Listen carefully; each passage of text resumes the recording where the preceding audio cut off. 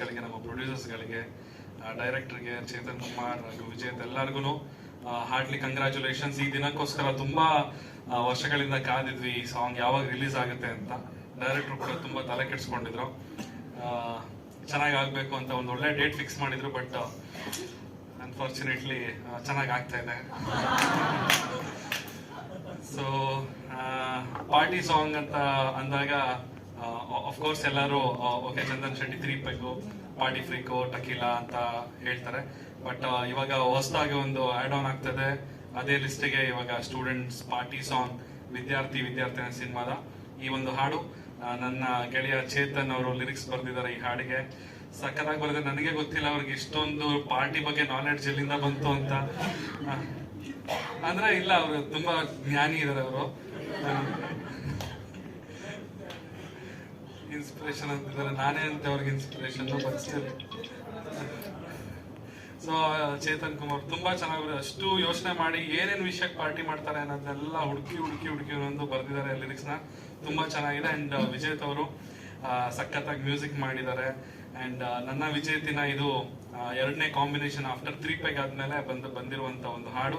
ನಾನು ವಿಜು ಮತ್ತೆ ಚೇತನ್ 2011ನೇ ಇಸ್ವಿಲಿ ಬೆಂಗಳೂರಿಗೆ ಆಗಷ್ಟೇ ಬಂದಿದ್ವಿ ನಾವು. ಅವಾಗ ಒಂದೇ ರೂಮ್ ನಲ್ಲಿ ನಾವು 3 ಜನ ರೂಮ್ಮೇಟ್ಸ್ ಆಗಿದ್ವಿ. ಆ ದಿನನ ಇವತ್ತು ನೆನ್ಸ್ಕೊಳ್ತೀನಿ. ಅವತ್ತು ಬೇರೆ ತರ ಇತ್ತು ನಮ್ಮ ಸಿಚುವೇಶನ್, ಇವತ್ತು ಬೇರೆ ತರ ಇದೆ, ಎಲ್ಲ ಸುಧಾರಿಸಿದೆ. ಅಂಡ್ ನೀವು ಬರ್ತಿದ್ರ ನೋಡೇ ಇಲ್ವಲ್ಲ ಒಂದ್ ದಿವಸ ಪೇಪರ್ ಓದೋರ್ ತರ ಕಾಣಿಸ್ತಾರ. ಸೊ ಹಾಗಾಗಿ ಇವತ್ತು ಈ ಹಾಡು ರಿಲೀಸ್ ಆಗಿದೆ ಟಿ ಸೀರೀಸ್ ನಲ್ಲಿ. ಅಂಡ್ ಟಿ ಸೀರೀಸ್ ಅವ್ರಿಗೂ ಕೂಡ ಧನ್ಯವಾದಗಳು, thank you so much. And ಹಾಡು ರೀಲ್ಸ್ ಮಾಡೋಕೆ ತುಂಬಾ ಚೆನ್ನಾಗಿದೆ. ಈ ಬೀಟ್ಸ್ ಗಳೆಲ್ಲ ದಯವಿಟ್ಟು ರೀಲ್ಸ್ ಮಾಡೋರೆಲ್ಲ ಈ ಹಾಡನ್ನ ಯೂಸ್ ಮಾಡ್ಕೊಂಡು ರೀಲ್ಸ್ ಮಾಡ್ಬೇಕು ಅಂತ ಕೇಳ್ಕೊಳ್ತೀನಿ. ಹಾಗೆ ಇನ್ನೊಂದು ವಿಚಾರ, ಈ ಸಿನಿಮಾ ಬಗ್ಗೆನೆ ಒಂದು ಲಾಸ್ಟ್ ಏನೋ ಒಂದು ಇಶ್ಯೂ ಆದಾಗ ಒಬ್ರು ಮಾತಾಡಿದ್ರು. ಸಿನಿಮಾದಲ್ಲಿ ಅವರು ಕೂಡ ಆಕ್ಟ್ ಮಾಡಿದ್ದಾರೆ. ನನಗೆ ಗೊತ್ತಿಲ್ಲ ಅವ್ರು ಯಾಕೆ ಆತರ ನನ್ನ ಮೇಲೆ ಒಂದು ಆರೋಪಗಳನ್ನ ಮಾಡಿದ್ರು, 1-2 ಆರೋಪಗಳನ್ನ. ಅದನ್ನ ಇವತ್ತು ಈ ಸ್ಟೇಜ್ ಮುಖಾಂತರನೇ ಅದನ್ನ ಕ್ಲಾರಿಫೈ ಮಾಡಿದ್ರೆ ಒಳ್ಳೇದು ಅಂತ ಅನಿಸ್ತದೆ. ಬಿಕಾಸ್ ಈ ಸಿನಿಮಾದಲ್ಲಿ ನನ್ನ ಶೂಟಿಂಗ್ ಟೈಮ್ ಅಲ್ಲಿ ನಾನು ಆತರ ಮಾಡಿದ್ದೆ ಅನ್ನೋ ಒಂದು ಅಲಿಗೇಷನ್ ಅವರು ಮಾಡಿದ್ರು. ಸೊ ಹಾಗಾಗಿ ನಾನು ಅದನ್ನ ಇಲ್ಲೇ ಕ್ಲಾರಿಫೈ ಮಾಡ್ಬೇಕಂತ ಅನ್ಕೊಂಡಿದೀನಿ. ಒಂದು ಫಸ್ಟ್ ನನ್ನ ಮೇಲೆ ಅವರು ಆರೋಪ ಮಾಡಿದ್ದು, ಸಿನಿಮಾಗೆ ನಾನು ಶೂಟಿಂಗ್ ಟೈಮ್ ನಲ್ಲಿ 15 ದಿವಸ ಫೋನ್ ಸ್ವಿಚ್ ಆಫ್ ಮಾಡ್ಕೊಂಡು ಶೂಟಿಂಗ್ ಬಂದಿಲ್ಲ ಅನ್ನೋ ಒಂದು ಆರೋಪ ಮಾಡಿದ್ರು. ಹಾಗೆ ಎರಡನೇದು, ಯಾವ್ದೋ ಒಂದು ಪ್ರೆಸ್ ಮೀಟ್, ಅಂದ್ರೆ ನಮ್ಮ ಸಿನಿಮಾ ಕುಂಬಳಕಾಯಿ ಆಗಿದ್ದು ಒಂದು ಪ್ರೆಸ್ ಮೀಟ್ ಮಾಡಿದ್ವಿ. ಆ ಪ್ರೆಸ್ ಮೀಟಿಂಗ್ ನಾನು ಮನೆಯಲ್ಲಿ ಹಾಕೋ ಬಟ್ಟೆನ ಹಾಕೋ ಬಂದಿದ್ದಂತೆ ಸ್ಟೇಜ್ ಮೇಲೆ. ಅವಾಗ ಡೈರೆಕ್ಟರ್ ಕರೆದು ನನ್ನ ಬೈದ್ರಂತೆ. ಸೊ ಈ ರೀತಿಯಾದ 2 ಆರೋಪ ಮಾಡಿದ್ರೆ ಅದನ್ನ ಕ್ಲಾರಿಫೈ ಮಾಡ್ಬೇಕು. ಅದಕ್ಕೋಸ್ಕರ ನಮ್ಮ ಡೈರೆಕ್ಟರ್ ನ ಸ್ಟೇಜ್ ಮೇಲೆ ಕರೀತಾ ಇದೀನಿ. ಅವ್ರು ಬಂದ್ಬಿಟ್ಟು ಇದಕ್ಕೆ ಕ್ಲಾರಿಫಿಕೇಶನ್ ಕೊಟ್ರೆ ನನಗೆ ಸಮಾಧಾನ ಆಗುತ್ತೆ.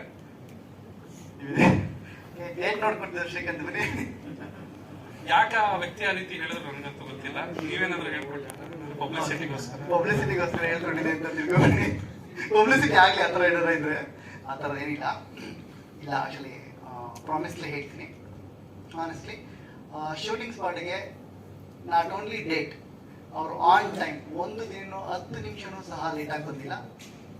ಇದು ನಮ್ಮ ಕಡೆಯಿಂದ ಕ್ಲಾರಿಫಿಕೇಶನ್. ಓಕೆ, ಯಾವತ್ತೂ ಬಂದಿಲ್ಲ.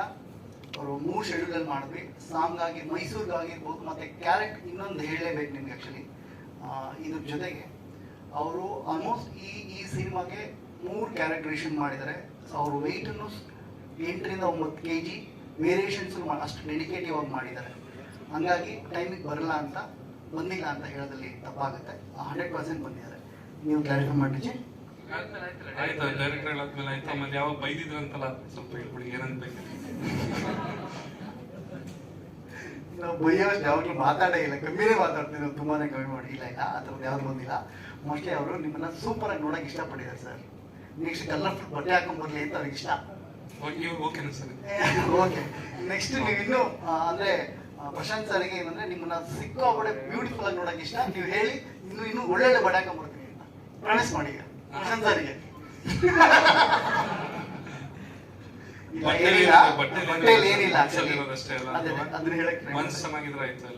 ಆಕ್ಚುಲಿ ಪ್ರೋಗ್ರಾಮಿಗೆ ಬಂದ್ರೆ ಸಾಕು, ಮನ್ಸು ಒಳ್ಳೇದ್ ಮಾಡಿದ್ರೆ ದೇವ್ರು. ಬಟ್ಟೆಯಲ್ಲಿ ಏನಿಲ್ಲ. ಹೇಳ್ಬೋದಿತ್ತಾನೆ, ನಾನು ಸೀರೆ ಉಟ್ಕೊಂಡ್ ಬರ್ತಿದ್ನ. ಇಲ್ಲ, ಚೆನ್ನಾಗಿ ಕಾಣ್ತಿದ್ರು ಆಕ್ಚುಲಿ.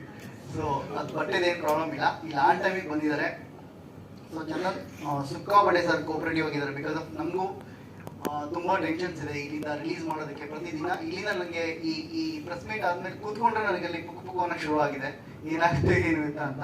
ಸೊ ಎಲ್ಲರೂ ಚಂದನ್ ಸರಿಗೆ ಏನಂದರೆ ಸೊ ಕೋಪರೇಟ್ ಮಾಡಿ ಅಂತ ಮತ್ತೆ ಕೇಳ್ಕೊಂಡು. ಖಂಡಿತವಾಗ್ಲೂ ಸಿನಿಮಾ ರಿಲೀಸ್ ಆಗೋವರೆಗೂ ನಾನು ನಿಮ್ಮ ಜೊತೆ ಇದ್ದೇ ಇರ್ತೀನಿ ಸರ್ ಮೈಸೂರಿಗೆ ಹೋಗ್ಬಿಡಿ ಸರ್.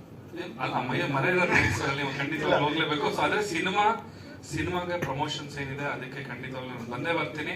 ಸಿನಿಮಾ ರಿಲೀಸ್ ಆಗೋವರೆಗೂ ನಾನು ಚಿತ್ರತಂಡದ ಜೊತೆ ಇದ್ದೇ ಇರ್ತೀನಿ.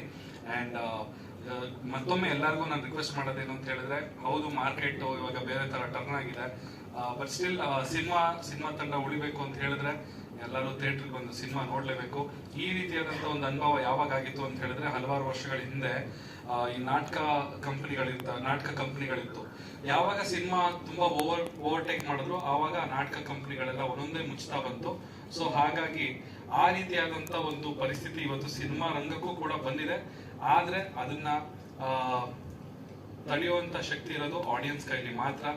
ಕಲಾವಿದ್ರನ್ನ ಉಳಿಸೋ ಒಂದು ಶಕ್ತಿ ಇರೋದು ಆಡಿಯನ್ಸ್ ಗಳಿಗೆ ಮಾತ್ರ. ಕಲಾವಿದ್ರು ಉಳಿಬೇಕು ಅಂತ ಹೇಳಿದ್ರೆ ನೀವು ಥಿಯೇಟರ್ಗೆ ಬಂದು ಸಿನಿಮಾ ನೋಡ್ಬೇಕು. ನಮ್ಮೆಲ್ಲರಿಗೂ ಸಪೋರ್ಟ್ ಮಾಡಿ ಅಂತ ಕೇಳ್ಕೊಳ್ತಾ ನನ್ನ ಈ ಮಾತನ್ನ ಮುಗಿಸ್ತಾ ಇದ್ದೀನಿ. Thank you.